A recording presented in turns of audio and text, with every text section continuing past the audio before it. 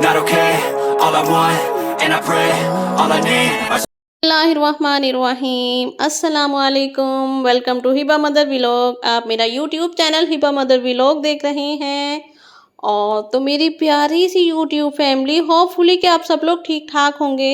अल्हम्दुलिल्लाह मैं भी बिल्कुल ठीक ठाक हूँ। और अभी तक मेरे व्लॉग पे जो ये आज जो है ना, सबसे पहले मैं जो व्लॉग में स्टार्ट कर रही हूँ, ये फर्स्ट सुबह का टाइम है और हिबा को मैंने ब्रेकफास्ट करवाया और उसके बाद फिर हिबा को ऑयलिंग करना स्टार्ट कर दी हिबा के हेयर पे, ताकि ये ठीक रहें। और हिबा इस टाइम मुझे बहुत तंग करती है। और उसके अलावा यहाँ पे ना मुझे ये होता है कि दोपहर में से बात दिलवाना है तो ऑयल इसके हेयर पे लगा रहे ताकि इसके हेयर ठीक रहें। उसके अलावा मैंने डीप क्लीनिंग करनी थी किचन की, तो वो मैंने सबसे पहले जाते ही स्टार्ट कर दी।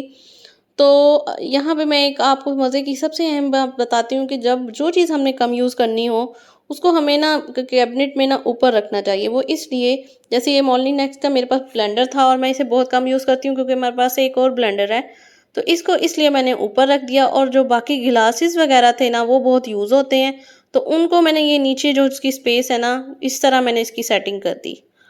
और नेक्स्ट जो है, हमें जब भी कोई कैबिनेट में कोई चीज़ें सेटिंग करनी है तो उनकी जो ये हैं कैबिनेट ज़रूर साफ़ करनी चाहिए।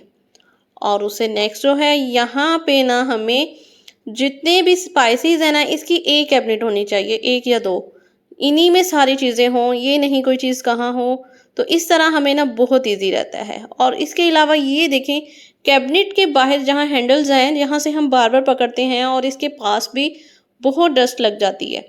तो इस तरह हम अपने स्पंज को लें और इस पे थोड़ा-सा सोप लगाएँ और इस तरह अच्छे से थोड़ा-सा साफ़ करें, तो ये साफ़ हो जाता है। अगर हम इसको दूसरे-तीसरे ही दिन ही साफ़ करते रहेंगे ना, तो ये बिल्कुल साफ़ रहेगा, क्योंकि हैंड्स की मदद से डस्ट तो लगेगी, ख़राब तो होता रहेगा। तो ये देखें, ये जो हैंडल्स हैं ये भी बहुत गंदे होते हैं, तो इनको साफ़ करना बहुत ज़रूरी है। पूरा कैबिनेट ठीक होता है, लेकिन ये चीज़ ज़्यादा गंदी होती है, तो इसको साफ़ करते रहें ना, तो हमारा पूरा जो ये है ना, ये शाइन करेगा। तो ये देखें, इसके बाद इसके ऊपर मैंने स्पंज से साफ़ करने के बाद ये एक ड्राई कपड़ा लिया है, उसके साथ साफ़ किया है और कैबिनेट में कितनी शाइनिंग आ गई है। और एक और ये देखें, यहाँ पे मेरे पास ये एक बॉटल थी और ये फ्री पड़ी हुई थी।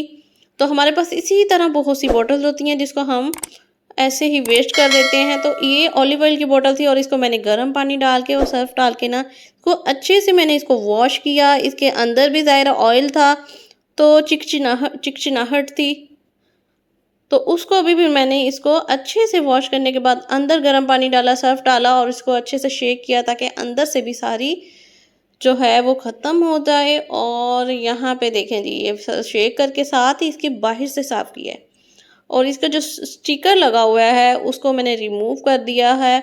बहुत अच्छे से इस बॉटल को मैंने वॉश किया है। और इस बॉटल को मैं कैसे यूज़ करूँगी, तो इस बॉटल को मैंने कुकिंग ऑयल की बॉटल बना दी है, क्योंकि मेरे पास पहले कुकिंग ऑयल की एक बॉटल थी, वो मैंने बाज़ार से ना परचेज़ की थी, तो लेकिन वो टूट गई। अब मेरे पास ये मिली है और इसको मैंने कुकिंग ऑयल की बॉटल बनाई है। देखें, वॉश करने के बाद ना बहुत अच्छी सी खूबसूरत सी बॉटल बन जाएगी, शाइनिंग भी आ जाएगी। और ये देखें, इसको हम इजीली यूज़ भी कर सकते हैं और इसको ओपनर भी है, जिसको इजीली खोलेंगे तो बहुत ज़्यादा ऑयल नहीं निकलेगा। और उसके अलावा जब भी हम खाना खाते हैं, उस रोटी वाले रुमाल हैं, तो उनको हम वॉश ऐसे करें, गर्म पानी में सर्फ डाल के डीप करके रख दें, तो इसमें जितनी भी चिकनाई होगी तो वो सारी निकल जाएगी।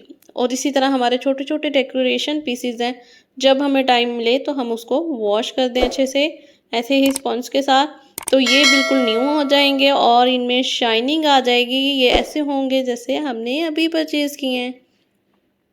और उसके अलावा हमारे पास इसी तरह शीशे के जार्स होते हैं जिसको हम यूज़ करते हैं। मेरे पास भी ये 3 जार्स का सेट है, बहुत खूबसूरत था।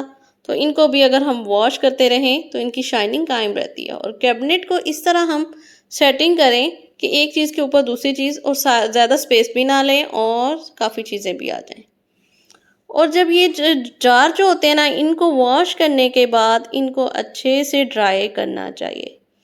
तो अगर इसको हम अच्छे से ड्राई नहीं करेंगे, वैसे ही कोई चीज़ डाल देंगे, वो सारी चिपक जाएगी, उनमें भी नमी आ जाएगी और वो ख़राब होगी।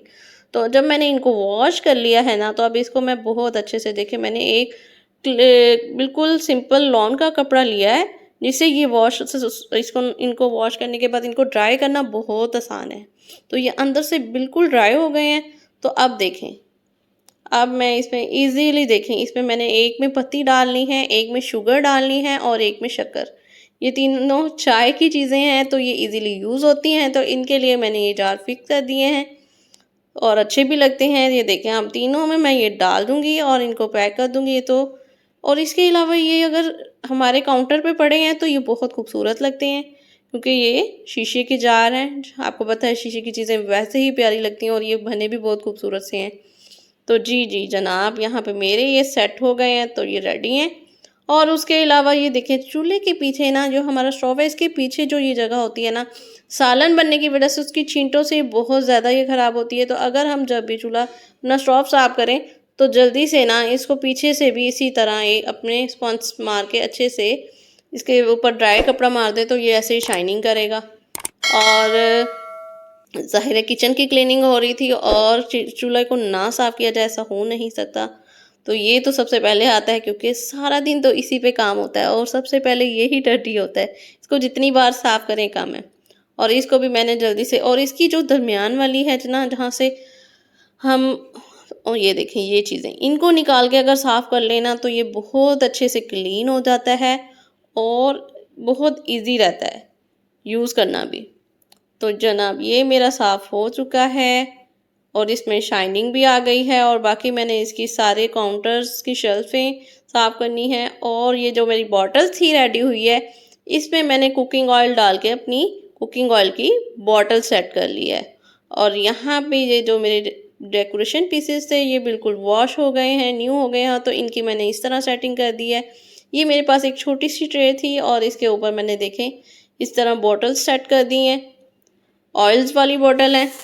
और उसके अलावा यहाँ पे ये देखें, ये छोटी छोटी सी ये मेरे पास प्यारी सी खूबसूरत सी चीज़ें हैं, वो सेटिंग हो गई है।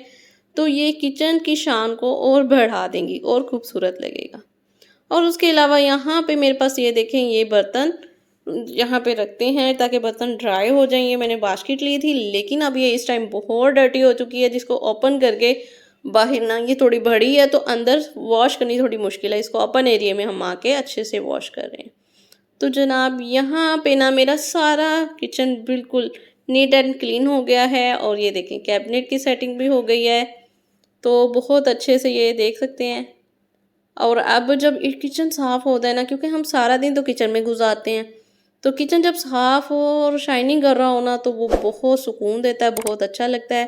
तो अब ये मेरी ईद की भी तैयारी हो गई है और इंशाल्लाह ये सारी किचन की मेरी सेटिंग हो चुकी है। आगे यहाँ से भी देख लें, ये भी देखें फ्रंट भी। और ये मेरे जो स्पाइसेस वाले बॉक्सेस हैं, ये सारी यहाँ पे भी, ये टू साइड्स वाले दोनों मैंने जो हैं, दोनों में मैंने स्पाइसेस ऐसी चीज़ें रखी हैं जो सिर्फ खाने में डलने के लिए यूज़ होती हैं। तो मुझे पता है कौन सी चीज़ कहाँ पड़ी है, ताकि मैं इजीली निकाल लूँ। तो आज का सारा दिन ना मेरा किचन की क्लीनिंग में ही गुजर गया और टाइम बहुत हो चुका था।